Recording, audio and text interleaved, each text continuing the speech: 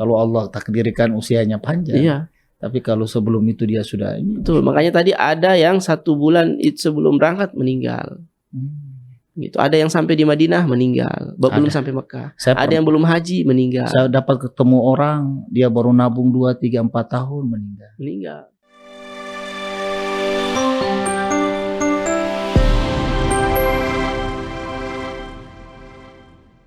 3, 2, 1. Assalamualaikum.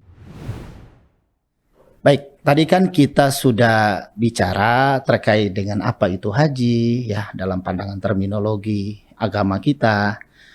Kemudian disinggung tadi terkait dengan haji mabrur ya, ada hal-hal yang perlu diperhatikan oleh calon jamaah haji bahkan jamaah haji nantinya.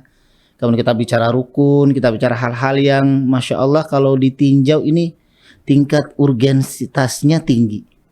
Maka jamaah haji, calon jamaah haji ya harus memperhatikan itu.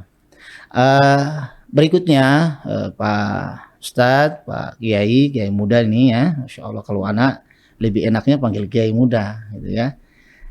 Kita ngobrol-ngobrol masalah pengalaman. Banyak kan umroh yang cuma 9, 10, 12 hari saja kan kita meninggalkan kenangan di Mekah, Madinah luar biasa. Banyak sekali hal-hal yang kita temukan gitu. Apalagi haji 40 hari ya kayaknya.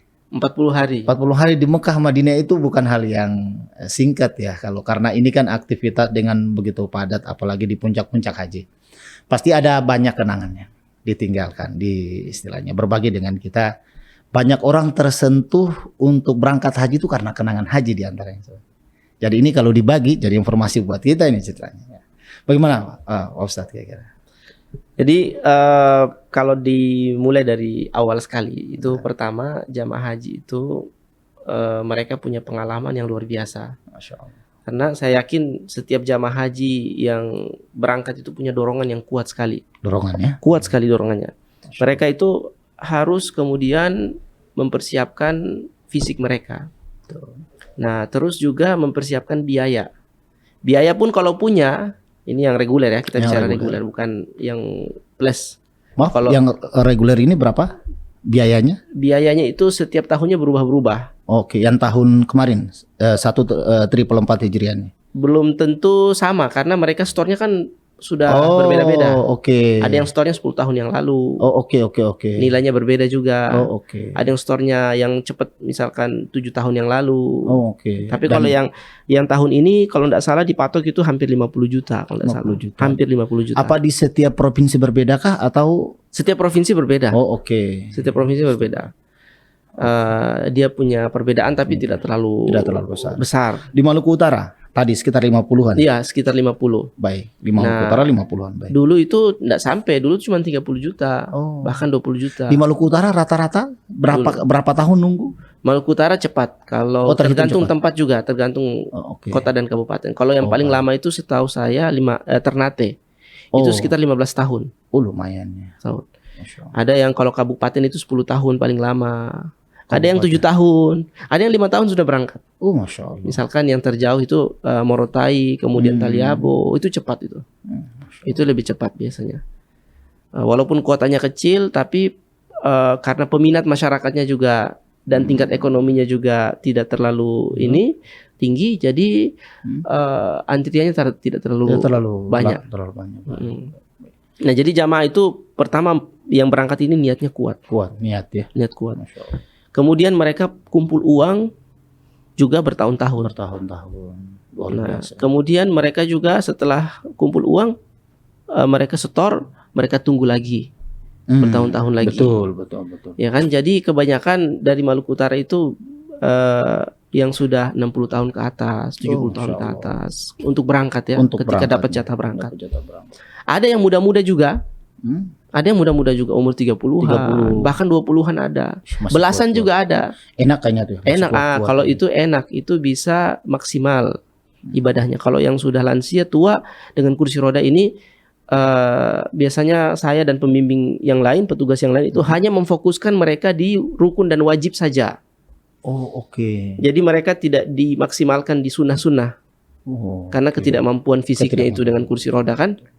Tapi kalau fokusnya itu hanya di rukunnya, karena rukun tidak ada Rukunnya. toleransi, itu harus dilaksanakan. Harus dilaksanakan. Kemudian wajib-wajibnya Wajib juga, yang tadi karena wajib juga kalau dilanggar harus ada dendanya. harus dendanya. Sementara masing-masing kadang uangnya habis, kadang di perjalanan uang hilang atau ongkosnya tidak cukup di sana ya di Tanah Suci. Di Tanah Suci. Karena harus tadi itu ya potong kambing atau puasa 3 hari. Kalau fisik sudah tidak mampu berarti paling terakhir ya kasih makan 6 orang. Dan hari itu juga, hari itu juga kan, Di saat di Mekah. di saat di Mekah. Di saat di Mekah Berarti standarnya harus mengikuti Mekah, harus mengikuti Mekah. porsinya banyak. Porsinya Mekah. Orang Porsinya. Mekah itu, orang Arab itu kalau makan ayam setengah ekor satu orang. Satu orang. Satu orang setengah ekor. Bahkan ada rumah makan namanya Tazaj. Itu sekali makan satu orang 1 ekor Ayam. ayam. Ayam muda. Jadi Ustaz Ibrahim pernah makan enggak situ? Waktu kita di rumah makan apa tuh? Albaik kalau Romansia. Albaik sering. Albaik sering ya. Albaik sering. Kalau Albaik kan setengah ekor. Yang kita makan bareng-bareng Romansia. tim. Romansia itu. Ada orang Indonesia yang di Itu sana kan. rumah makan Romansia. Ya, itu aduh itu Enak juga. bukan enak lagi. Bukan enak lagi. The best lah itu. Iya. Habis itu kalau Tazaj itu 1 ekor, satu orang, satu porsi. Harganya Sekitar 20 real lebih lah. oh, Kalau tidak 20 salah 20 real real. lebih. Saya lupa. Beda-beda. Sekarang mungkin berapa lagi harganya. Oke. Nah, habis itu jamaah haji kemudian setelah lunas dan waktunya mereka berangkat. Nah, tadi itu ya, yang muda-muda berangkat, tapi yang muda-muda ini kadang-kadang saya tanya setoran atau tidak, enggak, ganti orang tua. Oh. Nah, ini yang sedihnya di sini nih. Tapi tunggu Jadi- dulu. Saya mau ingin tanya nih masalah ganti nih, ngebadalin nih. Apakah di saat itu ini kan berarti orang tuanya nggak bisa? Orang tuanya meninggal, Ustaz. Orang tuanya meninggal. Meninggal. Kalau contoh nih orang tuanya masih hidup, tapi memang sudah betul nggak bisa karena sakit dan lain-lain. Biasanya diusahakan berangkat. Oh, diusahakan berangkat. Kayak yang kemarin ini, Uh-uh. yang sakit juga berangkat. Oh, oke. Nah, terkadang memang sebenarnya aturannya tidak boleh. Tapi orang tua yang berangkat ini mereka sembunyikan sakit mereka itu. Oh, jadi dipaksa gitu. Paksa, Orang Ternate istilah bilang sakit baba jalang. Kaki bawa jalan. Tapi dia tidak munculkan. Karena kalau dia munculkan dan dia nampakkan, Oke. tidak boleh sama petugas. Sama petugas. Misalkan kemarin ada yang kena hernia. Hmm. Nah, itu di screeningnya tuh kecolongan. Oh, Kan yang hernia tuh tidak boleh. Termasuk salah satu kategori penyakit yang tidak boleh ikut. tidak boleh ikut. Akhirnya sampai di Mekah operasi. La ilaha illallah. Tapi gratis di sana. Operasi sembuh, wukuf lagi di Arafah. Dan Oh. jalan lagi sama jamaah haji. Orang tua. Jadi anak-anak muda ini Hansel. mayoritas mereka gantikan orang tua yang sudah meninggal. Iya, sebagian mereka. Oh, gitu, sebagian. mereka. Oke. Jadi saya tanya, masih muda ya? Saya ganti orang tua, Ustaz. Ganti mamanya atau papanya. Oke. Jadi papanya sebelum, ada yang 1 bulan sebelum berangkat meninggal. Masya Akhirnya dia ganti. Ada yang 2 bulan sebelumnya meninggal. Tapi kan udah antrian ini. Akhirnya alhamdulillah dia ganti, dia temani ibunya misalkan. Tapi itu secara administrasi nggak ribet ya kalau untuk di daerah? Alhamdulillah administrasinya kan ada Kemenak kita di sana. Oke. Jadi ngurusnya di Kemenak. Ngurusnya Kabupaten. di Kemenak. Di kabupaten, kota, kemudian Enggak, ke provinsi. Tidak harus, harus ke provinsi juga. Kan ada tingkatannya. Oh, oke. Jadi urus dulu di kabupaten, baru kemudian. Iya, Oh, oke. wilayahnya kan di situ. Saya pernah ada kasus ini, maksudnya kasuistik ya. Jadi ini sekaligus dia kebetulan sebenarnya dia titip pesan lama untuk sampaikan ke Ustadz Torik. Kebetulan ada orang Ternate tinggalnya di sekitaran Sangaji di sekitaran Benteng Toloko lah. Dia tanya, bapaknya sudah tua sekali. Kemudian bisa tidak? Dia kan harusnya antrian sekitar sekitar 3-4 tahun sekian lah, saya lupa.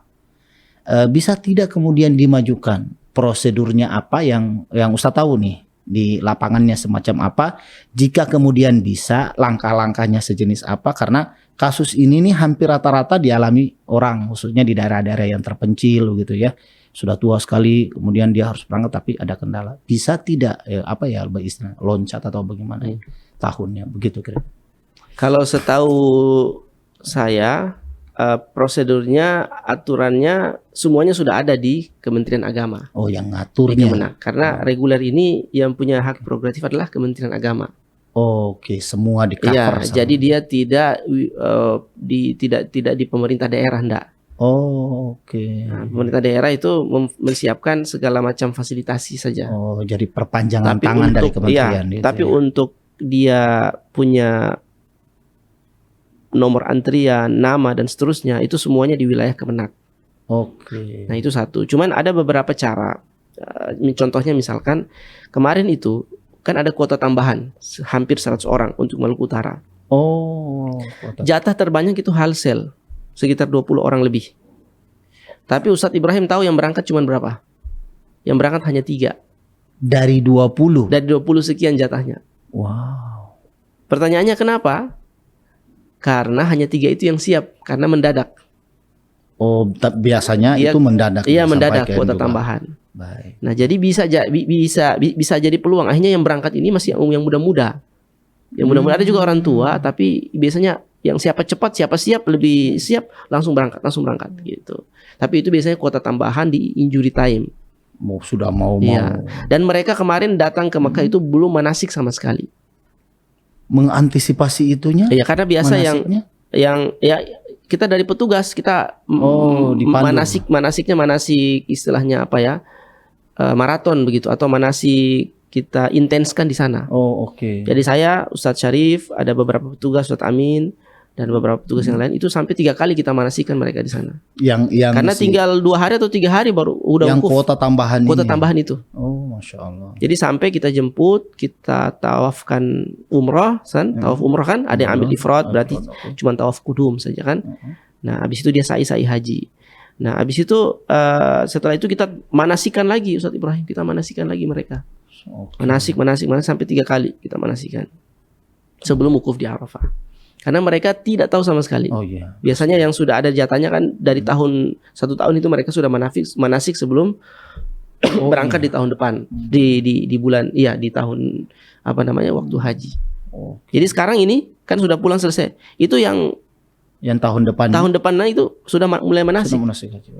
Nanti tinggal dijadwalkan sama Kemenak biasanya. Dari Ternate, Halsel. Nah, itu jadwalkan nanti kumpul manasik tuh. Nah, jadi itu dadakan dia bisa tunggu peluang itu.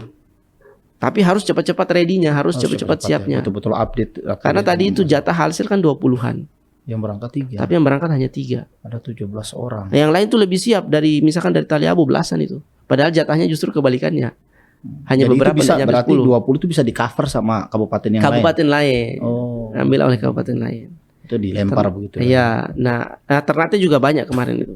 Nah, itu satu. Yang kedua, dulu itu ada sistemnya pendamping. Dari lansia. Oke. Kayak gitu. Nah, misalkan ini lansia nih. Maka dicari siapa pendampingnya. Nah, itu dari antrian di bawah bisa dinaikkan ke atas. Kayak gitu. Okay. Tapi tahun ini tidak ada. Baru tahun ini. Baru tahun ini tidak ada. Masya Allah. Tahun sebelumnya kan dibatasi umur 65 ke bawah. Oh, oke. Tahun sebelumnya ada pendamping. Tahun sebelumnya lagi ada pendamping. Nah, kalau untuk percepatan begitu, setahu saya tidak ada. Tetap dia harus antri. Karena kondisi yang seperti dia juga banyak. Yang antri juga. Iya. Karena memang ya itu tadi istilahnya kapan dia setornya kan? Betul. Gitu. Ini juga masalahnya juga. Hal yang teknis juga harus diperhatikan. Iya, jadi di satu sisi ketika dipercepat berarti akan mengambil hak orang lain. Baik. Yang sudah lebih dulu menyetorkan. Baik. Walaupun misalkan dia sudah tua kayak begitu. Baik, kita lanjutkan yang tadi. Ya, ada orang-orang ini niatnya harus kuat, tekadnya harus. Kemudian dia harus sabar karena harus menabung, sabar harus nunggu antri gitu ya. Dan sekian tahun, 15 tahun bagi orang yang sudah usia 40-50 tahun itu juga. Iya, kalau dia store 50, kalau dia store 50 tahun itu kan berarti 65 baru berangkat. 65. Kalau dia store 60 tahun 75 yang berangkat. Kalau dia store 70 tahun 85 harus berangkat. Dan ini luar biasa nih. Kalau Allah takdirkan usianya panjang. Iya. Tapi kalau sebelum itu dia sudah ini. Betul, makanya tadi ada yang 1 bulan sebelum berangkat meninggal. Gitu. Ada yang sampai di Madinah meninggal, belum sampai Mekah. Ada yang belum haji meninggal. Saya dapat ketemu orang, dia baru nabung 2, 3, 4 tahun meninggal. Itu diganti sama yang lain bisa. Kalau dia sudah punya nomor antrian bisa diganti oleh ahli warisnya. Oleh ahli warisnya, baik. Ya. Oleh suaminya atau kemarin ada istri gantiin suami. Gitu. Anaknya mungkin kalau istri. Baik. Nah, jadi tadi jamaah haji itu berangkat ya, tapi yang tahun ini tuh lansia banyak. Nah, terus saya mau saran ini kepada jamaah yang lansia yang mungkin tahun depan berangkat, persiapkan popok, Popok ya. persiapkan popok, Popok dewasa ini. popok dewasa, Baik. baik yang celana pants ataukah yang direkat. Karena apa? Dalam perjalanan itu jamaah yang lansia ini terkadang mereka tidak bisa tahan buang air. Baik buang air besar, buang air kecil. Itu ada yang buang air di kursi Pesawat. Iya. Sudahlah dia buang air kan karena dia lansia, tapi kasihan yang di seberang. Itu banyak mengeluh kemarin begitu. Ustadz, itu orang tua sana di saya samping itu dia kursi so basah-basah. Oh, Masya Allah. Maksudnya basahnya itu air seninya. Ulu. Gitu. Jadi abis itu gimana caranya? Antisipasinya tuh harus dikasih pakai popok sebelum berangkat, sebelum naik pesawat, atau kapan-kapan saja jika memang susah untuk buang air. Begitu. Masya Allah. Nah, bahkan saya sendiri kemarin alhamdulillah siapkan popok untuk jamaah wukuf di Arafah, mabit di Muzdalifah, di Mina, dan juga jamaah yang membutuhkan popok ketika mereka tawaf. Baik. Karena tawaf ini kan harus ada wudu. Betul. Tapi kondisi mereka itu sudah dengan kursi roda, sudah sangat tua. Mereka kadang buang air tidak rasa. Jadi kita kasih pakai popok supaya ketika tawaf kalau memang betul-betul keluar berarti sudah aman. Jadi ini yang harus ditegaskan Ustadz, karena ini kan orang tawaf ini harus suci hadas ya, dari dia harus wudunya harus. Nah, orang kadang masih bertanya, kan dia pakai popok pipis ya, itu berarti batal wudunya. Duduk hukumnya bagaimana? Karena kan ini terkait dengan hal itu ya, bersentuhan dekat dengan kesucian tubuh kita. Bagaimana? Kita ambil hukum darurat. Hukum darurat. Hukum darurat. Dan itu diperbolehkan. Diperbolehkan. Baik. Diperbolehkan. Jadi karena mereka ketika didorong dengan kursi roda juga pakai jasa. Pakai jasa. Nah, di puncak haji itu bayaran jasanya itu 400 sampai 500 real. Nah, kemarin saya pakai jasa itu hampir 100 orang yang dengan kursi roda itu 500 real. Itu dijemput dari hotel, kemudian ditawafkan, dibawa ke Masjidil Haram, ditawafkan, disaikan dengan dorong kursi roda. Dan di musim haji itu padatnya luar biasa, puncak haji ya, itu luar biasa. Orang biasa tawaf itu kita kemarin berapa? 1,5 jam ya? 1 jam setengah. Iya, sekitar 1 jam. 1 jam setengah sampai 2 jam ya. Aktivitas tawaf. Di musim haji itu bisa 4-5 jam puncaknya itu. Tawafnya. Tawaf sama sa'i itu. Atas bawah penuh.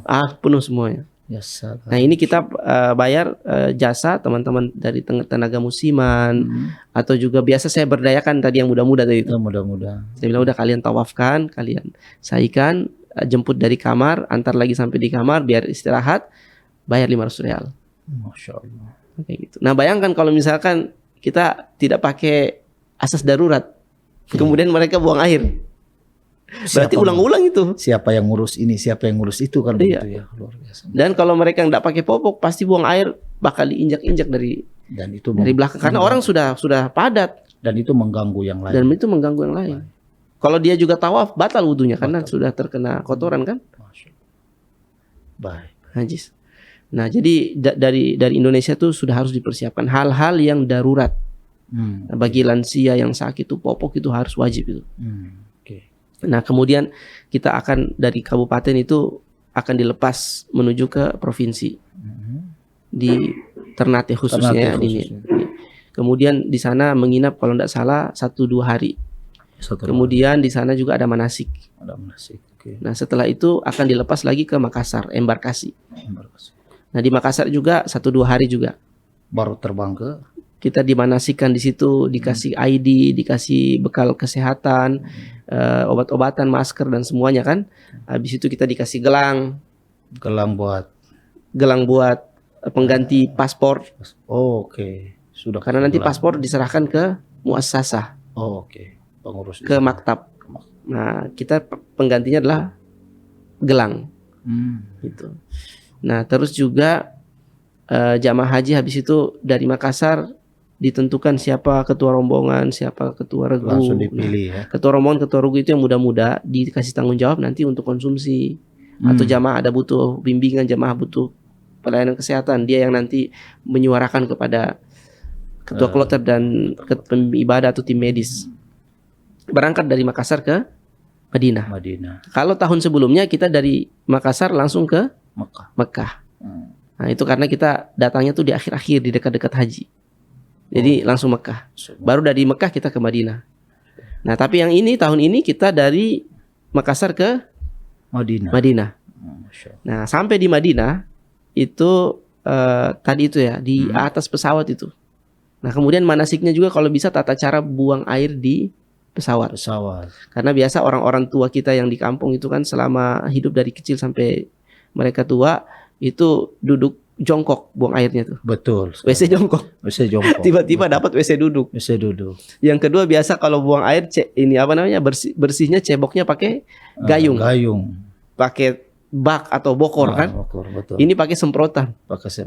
Mandi juga biasa di bak. Betul. Ini pakai shower. Pakai di sumur juga kadang. Di sumur juga kadang. Pakai ditimba airnya tuh biasa. Jadi ada jamaah yang marah-marah di asrama. Mana ini falo-falo, mana bokor, mana WC? Dia nggak tahu itu WC begitu. Yang WC duduk gitu, nggak tahu dia. Marah-marah. Dia sudah tahan buang air 1 hari, hampir sakit perut. Masya Allah. Nah, habis itu ada satu petugas yang sama-sama dengan saya, dia orang Sula. Nah, jamaah ini nenek ini orang Sula. Baru dia marah-marah pakai bahasa kan? Nah, panggil dia, namanya Haji Ali. Haji Ali, ini bagaimana tompe nenek ini? Bagaimana nenek? Ternyata tadi dia cari falo-falo, dia cari ember, mau buang air katanya. Akhirnya kita masuk ke dalam kamar, kita ajarkan ini semprot begini, shower begini, buang air begini. Ih begitu dia. Dia pakai ekspresi ceh begitu. Harus begitu kah? Maksudnya iya ini. Dan tahan sekarang ini kalau enggak 40 hari kita bikinnya harus belajar. Betul. Karena nanti di WC juga di pesawat begitu, di hotel Madinah begitu, hotel di di Mekah begitu. Kecuali mungkin di Arafah sama Muzdalifah kan jongkok, WC-nya jongkok. Iya. Tapi memang semprot pakai semprotan. Itu diajarkan gitu. Nah, terus juga yang akhirnya habis itu baru dikasih tahu kan ke mereka begini. Nah, baru paham. Nah, habis itu juga diajarkan bagaimana WC di pesawat itu. Karena ya, betul. Pesawat itu kan di bawahnya tuh bukan hanya ini saja tapi ada kabel-kabel listrik dalam itu. Nah, maka WC-nya juga sebisa mungkin jangan basah kan. Okay. Nah, ada jamaah yang tidak paham itu tiba-tiba di luar WC itu udah mengalir air banjir. Dia tidak tahu caranya bagaimana. Cara ceboknya seperti apa. Masya Allah. Nah, di situ kita kasih ajar. Biasanya kalau saya ajarkan tuh pakai tisu kan dalam WC kan ada tisu tuh. Ada tisu. Nah, tisunya itu dibasahkan. Kalau buang air besar ini. Jadi jangan siram pakai gelas. Tapi kan ada gelas tuh, tapi susah kan gelas. Susah, betul. Nah, basahkan tisunya baru cebok pakai itu. Oke. Sudah selesai buang, basahin lagi, cebok lagi gitu. Ini informasi yang harus itu diterima secara jadi bukan hanya ibadah yang diajarkan tapi juga hal-hal yang lain. Betul. Apalagi orang tua di kampung ya. Ini kan betul tadi katanya bahwa memang dari kecil sampai besar mandi di sumur, mandi buang air besar, jongkok. Dan ya kita tidak tahu di kampung-kampung yang lain juga WC ini juga masih terbatas juga. Ada di kakus yang di pantai itu, betul. Yang di atas kita, mohon maaf, BAB-nya dia sungai-sungai besar itu. Dan betul. Itu masih terjadi di Maluku Utara, masih di beberapa kampung masih ada. Masih. Dan itu memang harus betul diajarkan. Betul. Ya. Jadi dari awal lagi kita kasih ajar. Okay. Nah, habis itu kita biasa kasih siap popok. Ya. Kasih popok. Habis itu dari sana tiba di Nah, tadi itu jamaah kalau tidak diajarkan susah. Ada bahkan yang kemarin demensia itu di atas pesawat cari masjid untuk sholat Jumat. Jadi dia dari ujung belakang sampai ujung depan itu bolak-balik. Kenapa? Mana masjid ini? Marah-marah lagi dia. Kenapa tidak ada masjid ini? Di atas pesawat. Sama yang Jumat katanya. Terus ada juga orang tua kita yang buang air besar depan kamar mandi. Kamar mandi di pesawat. Allahu Akbar. Jadi dia buka pintu, enggak tahu dia di mana ini gimana caranya. Udah dia sudah sakit perut, dia turunkan celananya, udah dia lepas di situ. Ya Allah. Pramugari sampai panik. Masya Allah. Pak itu jamaah sana begini-begini, udah langsung kita ke sana, kita bersihkan. Masya Allah. Kasih itu dia di dalam kamar mandi, kasih tahu cara tadi itu cara ceboknya kan pakai itu. Dia cebok. Habis itu kita kasih pakai celana baru. Kasih pakai popok celana baru. Baru habis itu udah duduk sini. Celananya udah basah-basah. Ya Allah. Kita ikat pakai kresek gitu. Ini Karena banyak lansia kan. Ini pengalaman berharga ini ya. Ada yang sudah tidak tahan buang air kecil di kursinya. Itu yang kasihan tuh yang sebelahnya itu. Udah 9 jam bertahan dengan. Dan ini soal popok ini. Ya biasanya kan orang tua kita ini ya harus jadi perhatian anak-anaknya. Biasanya kan ada istrinya sudah meninggal, ya mau berangkat ini suaminya gitu ya. Maka kan dia bersama anak-anaknya. Kadang-kadang karena anaknya juga belum pernah haji, belum pernah umroh, akhirnya bingung dia di laut ini mau ngapain gitu kan. Jadi memang ini juga jadi informasi penting buat anak-anak dari calon jamaah haji kita tahun depan, seperti popok dan hal-hal yang teknis yang lain yang sudah bisa diobrolkan tuh harusnya diobrolkan, disiapkan begitu ya. Apalagi kita di kampung ya kayak gitu.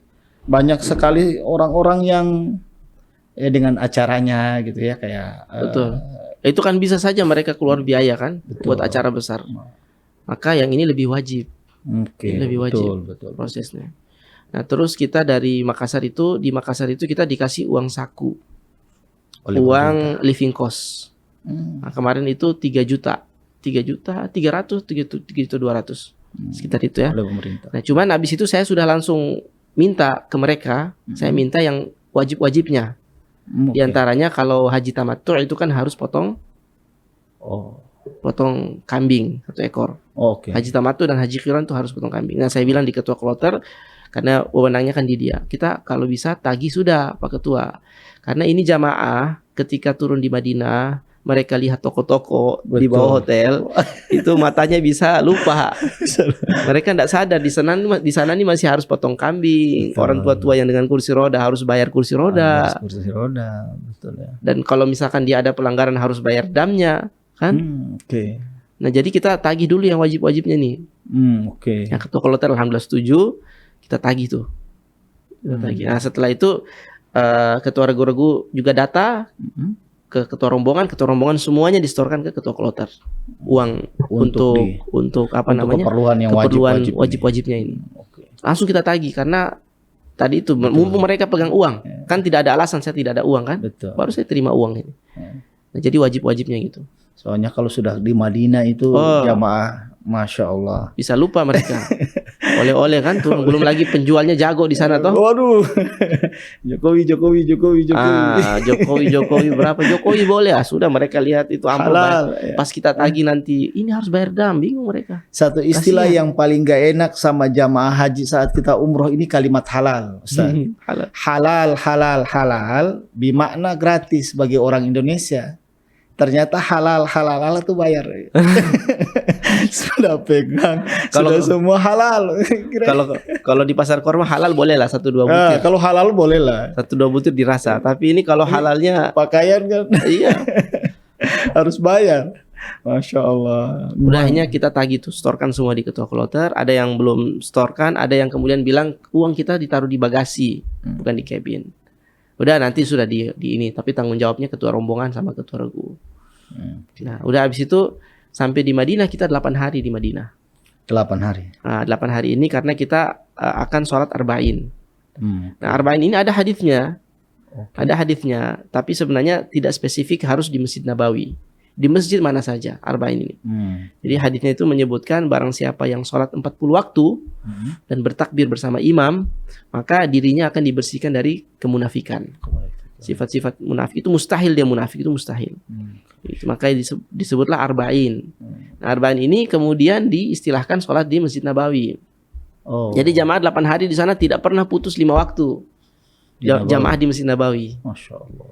Gitu. Tapi kemarin ada juga yang putus karena tadi itu ya lansia. Nah, lansia apalagi dengan kursi roda, saya bilang jangan kejar arba'in. Bisa kalian ini nanti tambah sakit, sementara ada puncak yang kita harus persiapkan. Jadi mereka fit, kita bawa. Kalau enggak istirahat di hotel, sholat di hotel saja. Yang dengan kursi roda ini. Lagi pula tidak ada tenaga orangnya. Tidak ada tenaga istilahnya apa namanya yang 5 waktu Yang antar. 5 waktu yang antar doang. Paling teman-temannya yang Paling teman-teman atau Yang ketua sukarela. rombongan yang sukarela atau petugas juga kayak gitu. Nah kita sholat di Madinah, kita ziarah juga, ziarah Uhud, Qubah sama kayak waktu itu. sama kayak kita umroh aja ya, emang umum Ya, pasar kurma. pasar kurma. Nah habis itu setelah 8 hari arba'in kita di sana.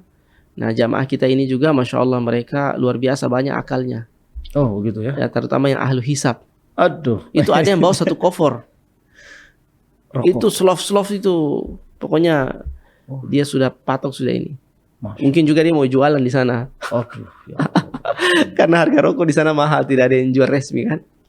Jadi jualnya diam-diam. Jadi berslov-slov.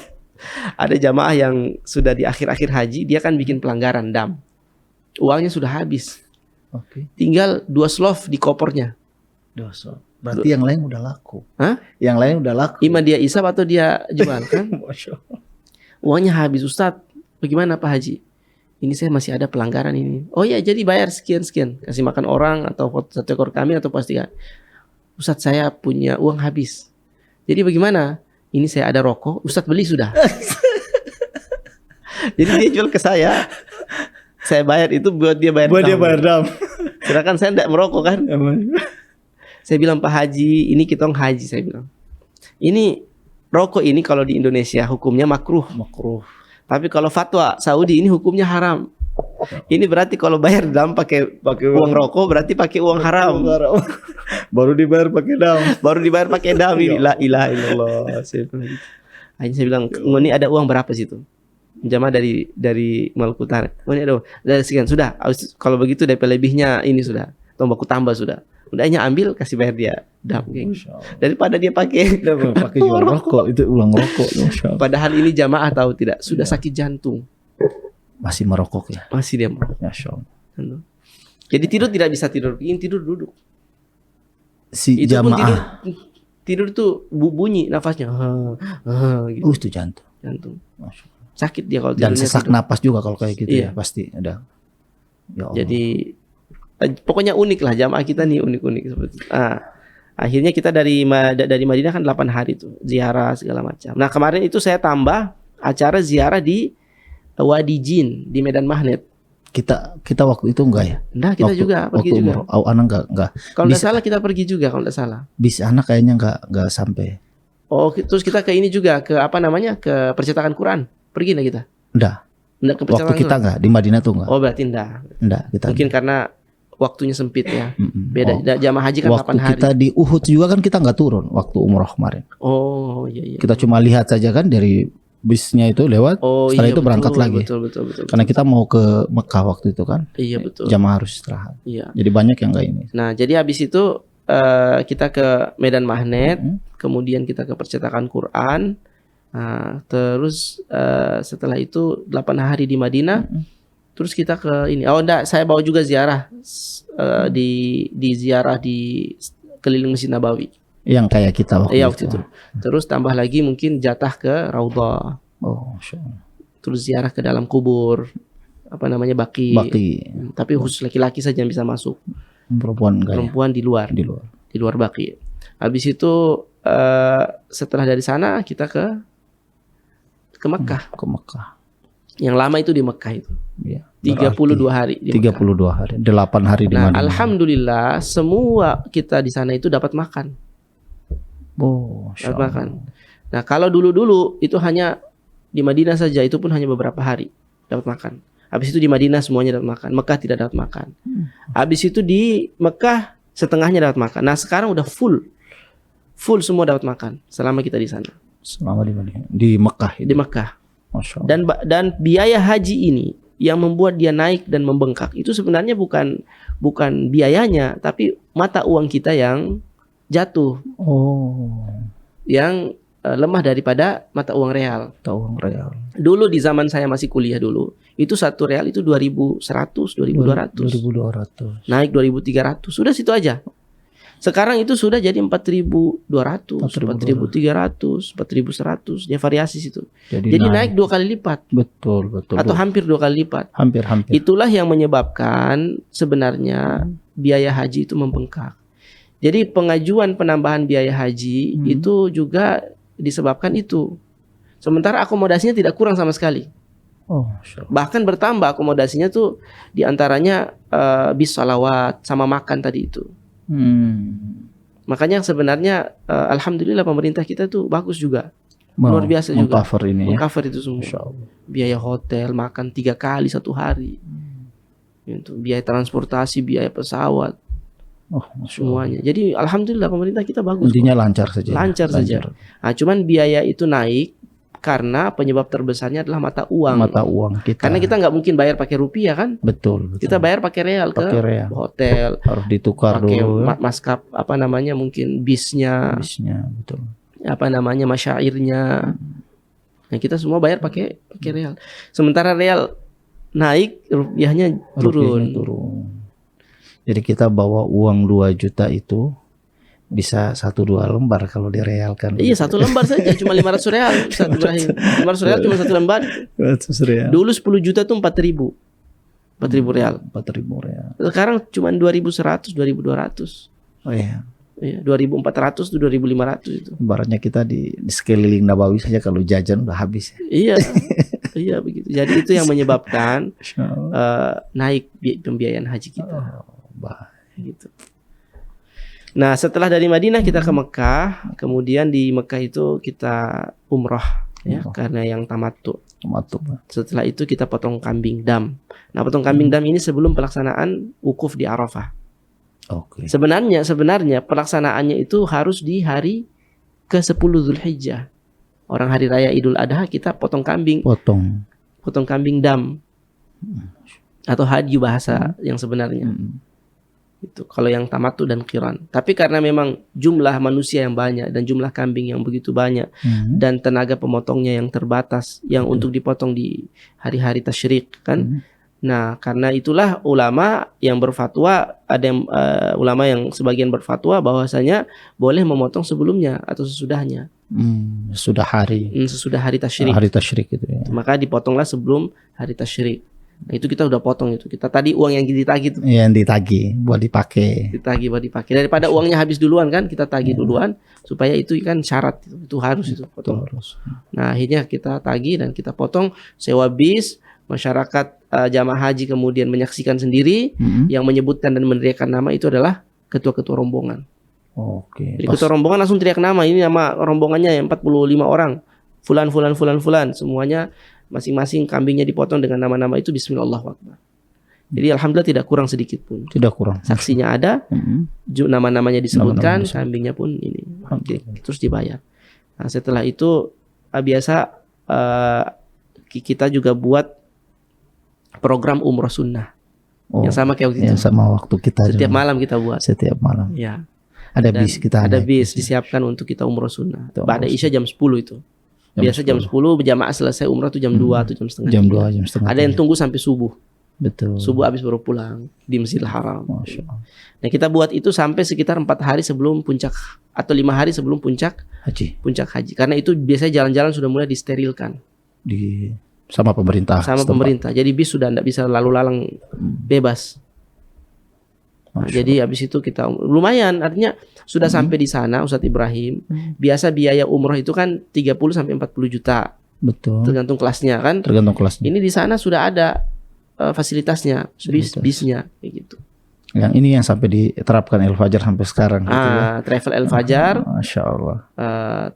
Itu menerapkan itu. Setiap malam di fasilitas. Setiap malam waktu kalau ada yang mau ya. Waktu tahun kita kemarin kan sekitar 4 malam itu full. Malam pertama itu cuma 2 bis kita. 2 bis. 3 bis. Nah, 1 balik lagi. Dan berikutnya bahkan 2 bertambah. 2 bis. Dan malam yang kedua itu bertambah. Tambah lagi. Karena yang waktu kita yang sudah jalan duluan tuh, itu ada yang nyusul juga. Iya. Ya, Masya Allah itu antusiasnya orang. Antusias karena istilahnya kalau dia biaya kayak gitu kan. Ya, dan saya termasuk dapat jatah berdiri dan sekitar ada 10-12 orang masalah, kita berdiri. Tidak masalah. Tapi itu jadi kenikmatan tersendiri, Masya Allah. walaupun dan dekat saja kan, kita hanya Dekat, ke Tanim. dekat. Tanim itu 10-15 menit. 10-15 menit lah. Nggak jauh lah segitu. Iya. Kalau kata orang Ternate bilang, orang Weda bilang, sih ini kalau kita orang saya tumpah jalan saya. Orang kampung. Domba bisi bilang saya ini kalau kita orang tumpah jalan saya. Saya bilang wah ini Mekah nih bos, ini bukan Weda. Jadi tumpah diri saja. Iya, akhirnya ada yang jamaah ada yang tersasar sampai di Madinah. Itu pengalaman yang masya Allah. Ini Mekah ya luar biasa memang. Biasa. Dan kita kemarin tuh musim panas Ustaz. Kalau yang lalu kan kita musim Dingin. Betul, Ustaz. musim dingin. Nah, yang ini panas luar biasa, 45 derajat sampai 50. Waktu kita tuh saya tidak ngerasa panas begitu waktu jalan-jalan itu. Dan memang kayak musim dingin waktu kita. Dingin, cuman karena mungkin November bergerak gitu. toh. Betul. Dingin juga bisa dilawan kalau kita Betul. aktivitas gerak. Betul. Badan panas. Tapi ya kalau ini kemarin musim panas. musim panas baik. Masya Allah. Ini masih musim panas nggak? Masih musim panas. Berarti Agustus Musim nih mau panas, berangkat musim lagi. panas itu siangnya 15 jam. Ya Allah. Malamnya hanya 9 jam. Masya Allah. Jadi kemarin kita maghrib tuh jam 7, subuhnya jam 4. Udah Masya Allah. Jadi 7, 8, 9, 10, 11, 12, 1, 2, 3, 4. Hanya 9 jam hanya malam hari. 9 jam malam hari ya. Berarti Masya siangnya 15 jam. Sisanya. Ya Allah. 15 jam. Burung itu bukan siang biasa, siang panas ini, Pak. Siang panas. Ya Allah. Siang Kita nggak panas. kebayangnya kalau Makanya puncak-puncak jamaah haji. lansia itu kebanyakan kita penuhi hanya wajib dan rukunnya saja. wajib dan rukun Sunnah-sunnahnya tidak dianjurkan dihancurkan. karena kondisi fisik mereka. Kondisi fisik. Betul. Masya Allah. Dan terbukti ketika puncak-puncak haji banyak yang meninggal. Oh, Masya Allah. Banyak meninggal. Total di Maluku Utara berapa? Kalau tidak salah 7 orang ya. Kalau di kloter ke-13, yang 13 itu ada 3 orang. 3 orang yang Paling meninggal. banyak kita. Yang perempuan berapa, laki-laki Perempuan kalau tidak salah laki-laki 2, perempuan 1. yang meninggal ini? Orang mana-mana saja ini? Perempuan 1 tuh meninggal di Mina. Orang mana ini? Orang Taliabo, Taliabo satu lagi tuh. orang Haltim, Haltim. Bapak Haji DP Fam itu Par saja dari Haltim, dari Bicoli. Dari Bicoli, oke. Nah, terus ada satu lagi, kemudian yang ajaibnya itu ada jamaah kita dari Ternate, itu meninggal tapi rupanya di tasnya dia, di koper dia sudah ada kafannya. Oh begitu. Jadi dia dari Aduh. Ternate itu sudah siap kafan. Masya Allah, dia sudah Dan berasa. dia wafat setelah haji. Setelah semua rukun Semua dipenuhi. dia wajib rukun semua selesai. Subhanallah. Kemudian dia meninggal itu kafannya sudah ada. Yang meninggal di hari Jumat ini? Yang meninggal di hari Jumat itu dari Bicoli. Oh itu yang saya baca statusnya. Ada teman yang punya orang kakek kayaknya. Iya. Saya baca statusnya meninggal hari Jumat di Mekah lagi, Masya Allah. Jumat sore itu. Jumat sore. Luar biasa. Tapi kalau yang ini kain kafannya sudah Kain bisa. kafan sudah Ini siap. orang Ternate berarti. Orang Ternate. Masya Allah. Jadi Masya Allah, saya bilang memang kadang-kadang begitu, memang ada orang tua kita yang memang sudah niat. Sudah nih. Saya kesana tidak mau pulang. Gak mau pulang. Luar biasa, Masya Allah. Tidak mau pulang. Justru anak muda yang takut ya. Justru anak muda yang takut ya. Gitu. Masya Nah, Allah. jadi jamaah dari haji itu kita kasih umroh sunnah. Nanti lepas haji ba'da. Itu yang sebelum haji itu kita hanya fasilitasi yang di Tanim saja. Oke. Nanti setelah haji kita fasilitasi yang di Jirana. Oh, oke. Kan agak jauh toh Agak Jirana, jauh, sekitar betul. setengah jam. Sekitar setengah jam. Nah gitu. Jadi sebelum haji, ba'da haji itu kita bikin umrah sunnah. Yang mau, yang kuat, yang kuat, fisiknya yang bersedia silahkan. Nah terus abis itu sebelum ke Arafah kita beli popok. Kita beli pampers lagi. Persiapan lagi. ini ya. Masya Allah. Nah jadi satu hari itu butuh berapa Pak Haji? Saya butuh satu hari satu saja, kita kasih satu. Berarti ada berapa hari? Ada 4 hari kan? Arafah, Muzdalifah, Mina 3 hari. Berarti sekitar 4 sampai 5 popok satu orang. Satu orang. Oke.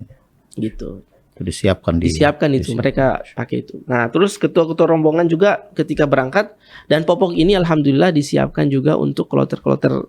Ada kan Maluku Utara ada 3 kloter, Ada 3 kloter. 10 dan 16. Nah alhamdulillah 16, 10 juga ketika ada yang butuh bisa ambil juga. Bisa saling ini. Bisa ya, saling support. lah ya. Gitu. Nah nanti kita sebelum berangkat tuh ketua-ketua rombongan tuh kita kasih pegang satu pak juga.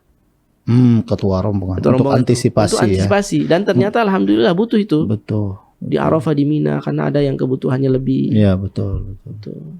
Tapi kalau untuk tim kloter 13, 10, 16 ya. Iya, kloter 10, 13, 16. 16. Ini untuk tim bagaimana secara keseluruhan? Alhamdulillah. Baik ya, Baik, komunikasinya dan lain-lain. Kayak baku dekat lagi.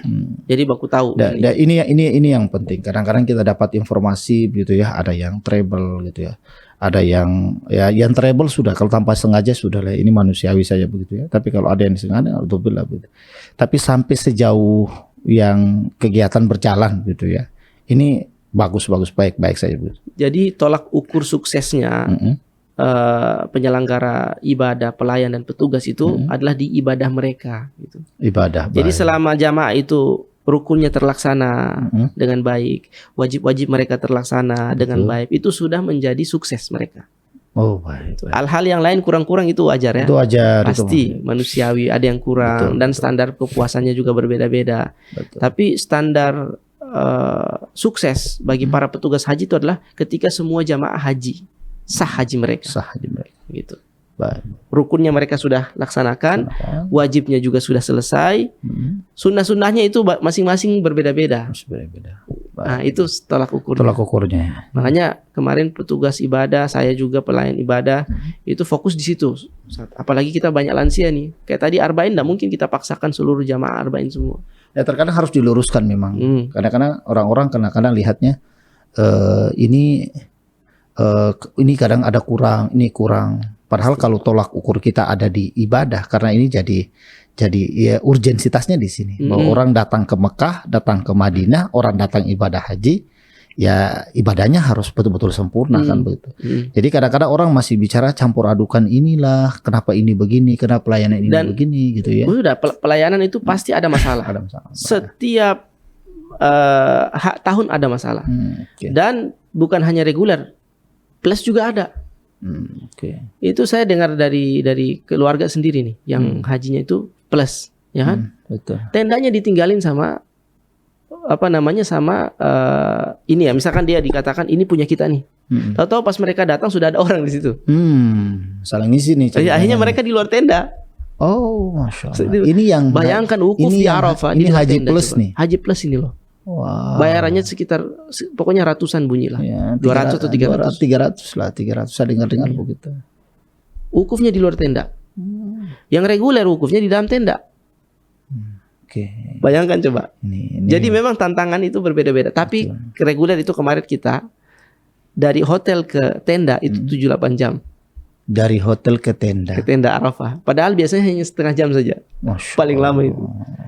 Macetnya. Tapi tantangannya itu macetnya itu berbeda-beda, Ustaz Ibrahim. Masya Allah.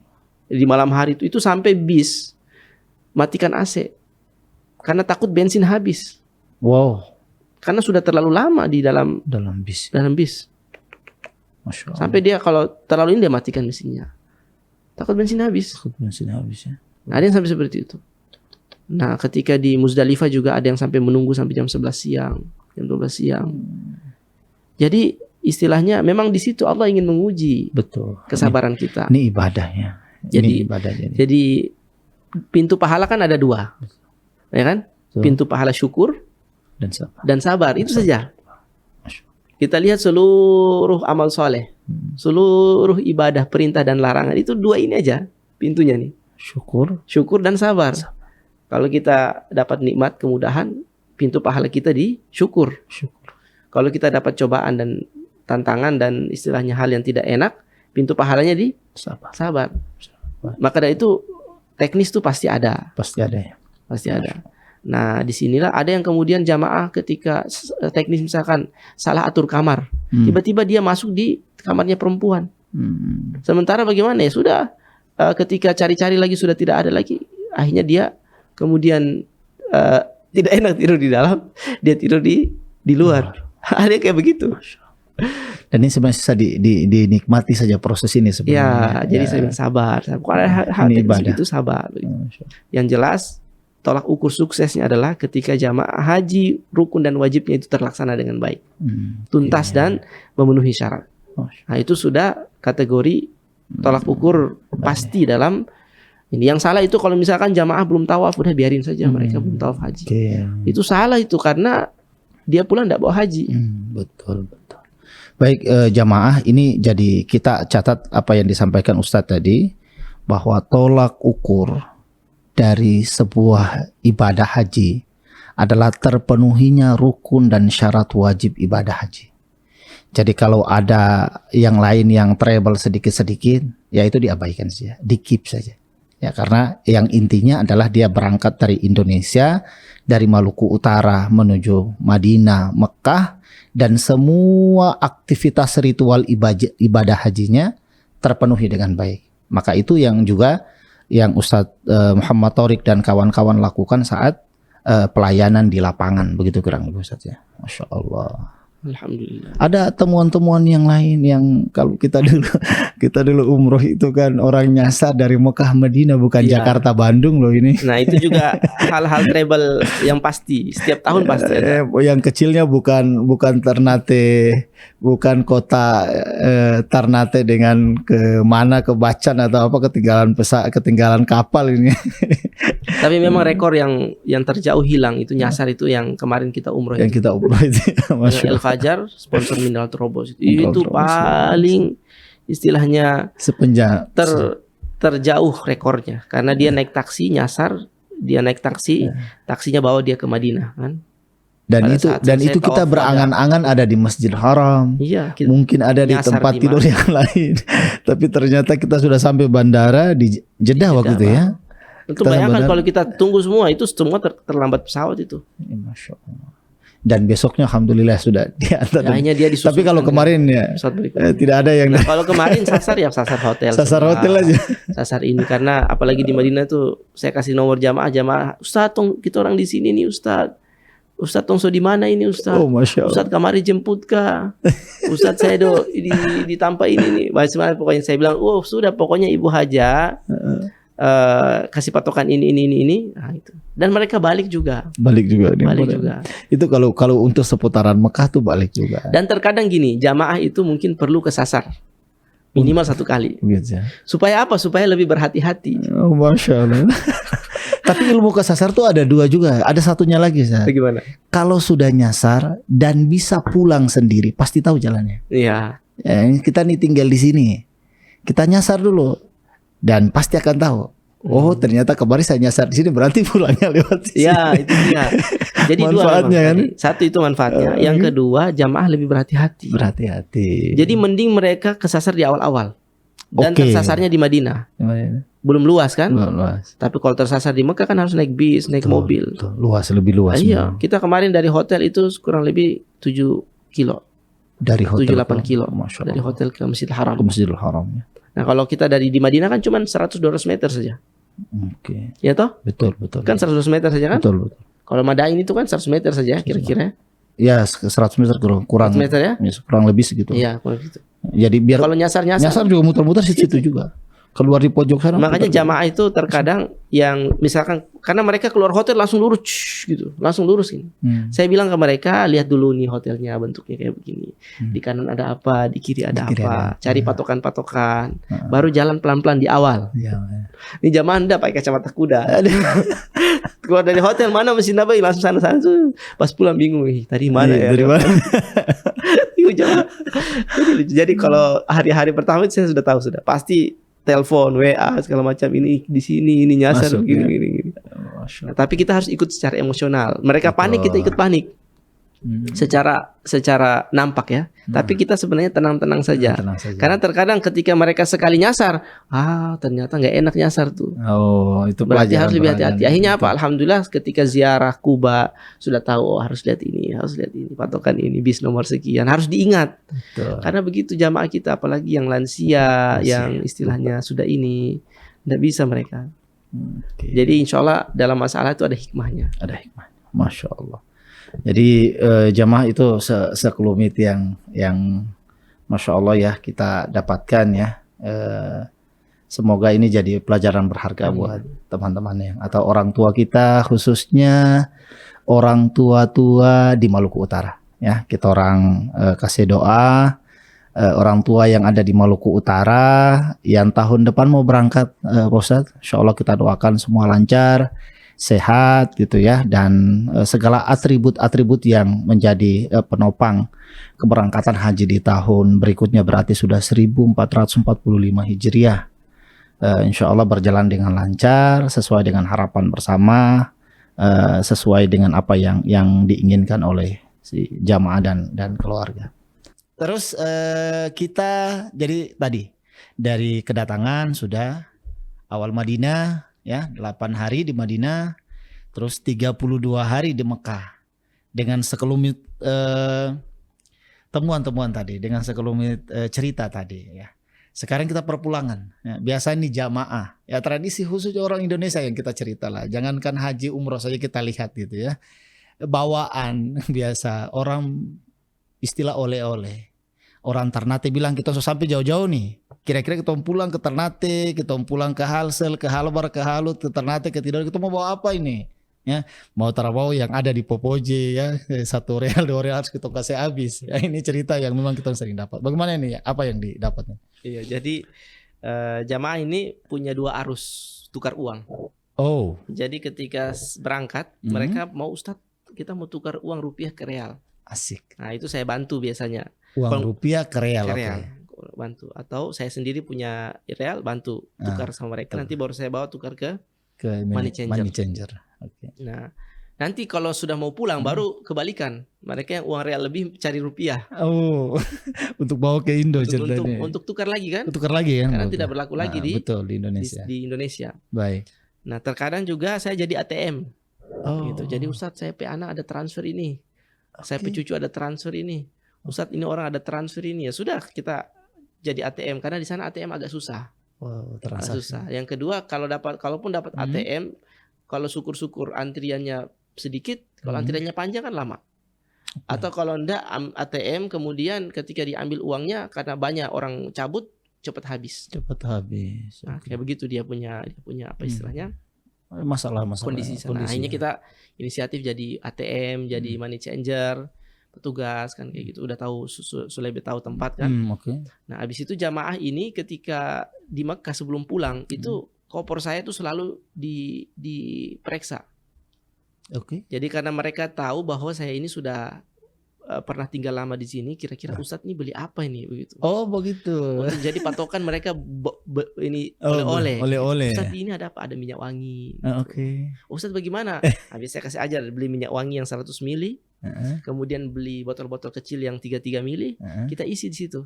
Bisa dapat sekitar 3 lusin. 3 lusin, betul. Nah, habis itu bagi-bagi. Kan? Bagi.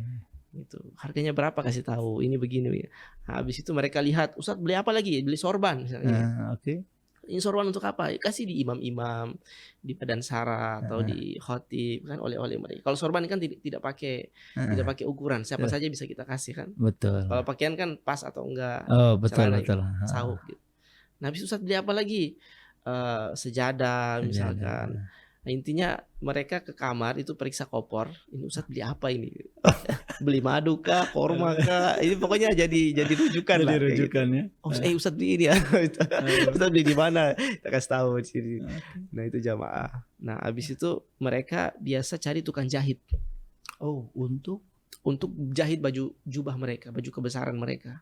Oh, yang mereka beli alfiyah. Biasa di kampung tuh kalau suka dipakai saat nikahan anak-anak tahlilan, saat tahlilan. Oh, gitu. Acara walimatus safar haji. Betul. Mereka yang pakai itu. Mereka pakai jubah ada. Terus gamis, terus alfia. Iya, yang nah, ibu-ibu pakai pokoknya macam-macam lah warna-warni. Kadang-kadang emas biasanya. Ya, kadang-kadang kita jadi penerjemah juga kalau di toko-toko gitu. Tapi alhamdulillah sekarang ini keahlian para penjual juga sudah bagus berbahasa Indonesia. Berbahasa Indonesia. Yang cukup buat jual beli kan. Itu jahit seharian itu ya? Enggak, jahitnya itu sekitar 3 minggu. Oh, berarti lebih awal ya mereka? Sebelum haji. Oh, sebelum haji. Nah, juga jahitnya itu saya panggil. Tukang jahitnya saya panggil untuk melayani, daripada mereka ke sana kan naik mobil tukang jahit, ke tempat jahitnya, saya panggil tukang jahit, main sini, pakai ukuran, pakai bahan, dia bawa ukuran. Ini udah langsung saya bilang, udah jamaah haji silakan urusan sama tukang jahit ini. Nah, cuman yang tidak enaknya atau mungkin cobaannya itu adalah di akhir-akhir itu jamaah semua nanya ke saya. Kalau pakaian mereka belum selesai gitu. Ustadz, mana nih pakaian kita nih? Oh. Padahal bukan tanggung jawab saya, kan tanggung jawabnya penjahit kan. Oke. Tagih lah. Tapi justru yang ditagihnya saya. Karena saya yang bawa itu kan jahit gitu. Akhirnya udah saya telepon tukang jahit tiap hari. Pokoknya pagi siang itu ke kamar jamaah. Ustaz sampai pakaian bagaimana? Di akhir-akhir mau pulang ini. Cerita ini. Jadi tidur pun susah itu. Jamaah aku panggil. Ini telepon. Tukang jahit cepetan. Ini jamaah udah ini saya nggak bisa tidur nih. Jahit-jahitnya dia bawa. Tapi alhamdulillah Pagi. selesai ya. Selesai. Masya Allah. Nah ibu-ibu ada jilbab. Pokoknya mahkotanya. tahu. Macam-macam lah. Tutup. Pokoknya. Nah itu ini untuk apa Pak Haji? Ini Ustaz kita orang turun di kampung pakai ini katanya. Iya betul. Turun di kampung pakai ini. Oh begitu ya. Kok Bisa. nanti bagaimana? Sudah pokoknya. Biasa ada penjemputan juga. Iya penjemputan gamis. Pokoknya gamis yang pas kan. Kalau jahit kan pas ukuran badan. Betul. Jubah mereka, alfiah mereka. Ada pernak-pernik yang lain. Oh pokoknya Itu jadi ini mereka memang Jadi khas, tradisi. khas. tradisi. Nah terus tradisi juga jamaah itu mau diwisuda gitu. Wisuda gimana? Jadi setelah selesai haji itu kalau sudah tahu kamar saya itu mereka datang, Ustaz tolong kasih pakai kita topi putih dulu. Oh. Ini apa ini? Saya bilang ini bukan ibadah ya, ini tradisi. Ya, Jangan kemudian kita gabungkan ke ibadah. Ke ibadah. Baik. Ya. Itu harus itu disampaikan di awal ini ya. tidak ada dalam Kemudian- rangkaian. agar kemudian tidak salah Iya, mengerti lah begitu ya. Nah, tapi kemudian saya mau kasih ingat pulang itu yang menjadi simbol mabrur kita adalah sholat. Oke. Jadi jangan pernah tinggalkan sholat 5 waktu. Betul. Kemudian makan juga makan yang halal. Ya, jangan makan yang haram. Jaga Itu. ucapan. Jaga kemudian perbuatan harus berbeda. Karena kita sudah haji. Nah, jadi harus jadi contoh. Anak-anak keluarga cucu kita harus kita ajak ke masjid. Kita doakan mereka untuk ke tanah suci. Ibu-ibu hajah juga bersedekah, ada uang, jangan pelit, saya bilang gitu. Berinfak. Nah, terus tadi itu pisahkan rezeki yang halal dimakan, rezeki yang haram jangan dimakan, sedekahkan atau pakai buat yang lain, sumbangkan dan yang lain-lain. Nah itu ketika pakai itu, baru itu Bismillahirrahmanirrahim, pakai itu. Oh, Masya Allah. Itu ada yang menangis, Ustaz Ibrahim terharu, ada yang ini, Ya. ada yang minta didoakan, Oh, Masya Allah. gitu. Dan ini Nah, mereka- ibu-ibu juga secara simbolis jilbab mereka kan. Kadang-kadang nenek-nenek tidak, nenek-nenek datang dia buka semuanya. Saya pakai ini, pakai gitu. Masya Allah. Gitu. Nah, itu lucu-lucunya dan unik-uniknya ya. Nah, habis itu di akhir-akhir itu kita pembekalan, ini haji harus begini. Setelah haji kita pulangin, kita kasih penguatan mereka, kuat harus begini. Nah, sehingga di sini bukan berarti kita kemudian selesai, tapi harus kita jaga itu sampai kita wafat, kita meninggal. Hati juga harus kita jaga. Dan alhamdulillah setelah itu jamaah pulang, kemudian sampai dengan di keluarganya. Tapi kemarin juga ada berita di Makassar ada yang meninggal juga. Ada yang sebelum mendarat, Kloter 10 tuh sebelum mendarat meninggal di pesawat. Dalam pesawat. Gitu. Ya, semoga mabrur. Ya, setelah itu sudah saya berpisah dengan mereka, tugas sudah selesai. Alhamdulillah. Waktu itu Pak Gubernur tanya, "Kong bagaimana pelayanan?" Saya bilang pokoknya Pak Gubernur dengar langsung dari jamaah. Jangan saya yang bicara. Mungkin pasti memuji diri sendiri misalkan. Nah, nanti biarkan jamaah yang testimoni. Syahadah yang dari mereka. Itu. Ya kurang lebih seperti itu. Masya Allah, barakallah fiik. Ustaz, jazakallah khairan. Ya, kita sudah dibagi pengalaman. Ya, ada ilmu di muqaddimah yang kita dapatkan terkait dengan haji, rukun dan syarat dari haji. Kemudian kita dapat pernak-pernik kalau jamaah haji bawaannya lain ya. Dalam podcast ini kita dapat pernak-pernik ilmu dan pengalaman yang begitu berharga, yang tentunya buat calon-calon jamaah haji dikhususkan. Semoga ini menjadi inspirasi ya. Tadi ada niat yang kuat yang harus kita bangun, kemudian tingkat kesabarannya harus tinggi untuk menunggu antrian. Kepedulian juga Ustaz Ibrahim. Dan kepedulian kita. Terakhir ini saya tambahkan lagi, karena petugas itu apalagi bawa lansia itu terkadang mereka diam-diam. Oke. Jadi mereka belum tawaf haji sama sa'i haji.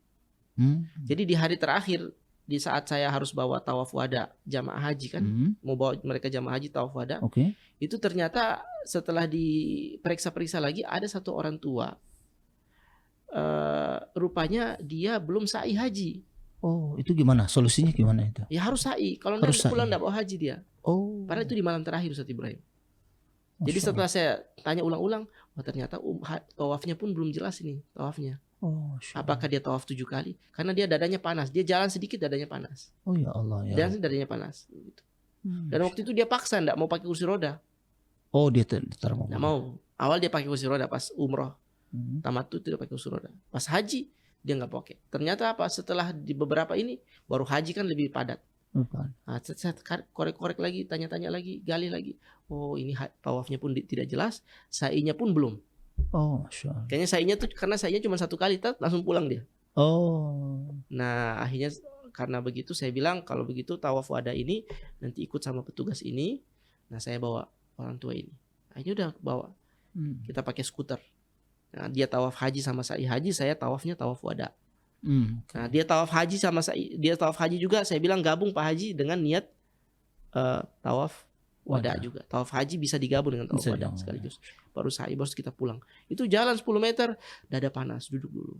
Ya Allah. Karena setelah itu kan kita harus ke terminal kan jalan. Karena dia panas terus dadanya, sakit, nafas juga, kita pakai lagi kursi roda ke dorongan ke sewa di situ ke bis. Ke bis. Masya Allah. Nah itu harus ada kepedulian.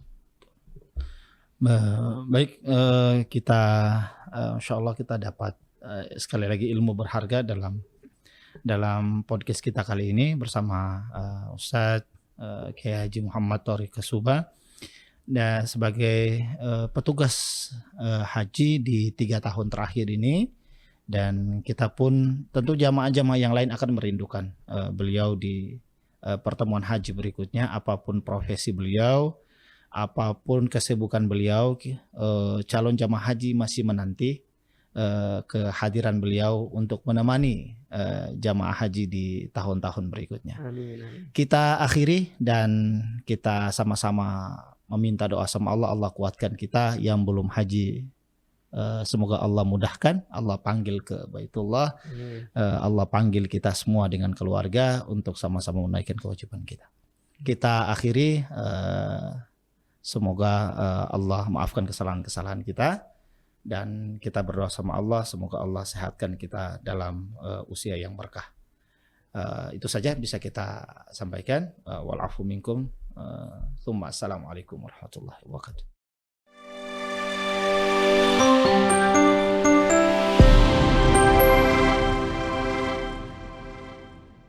3, 2, 1. Assalamualaikum.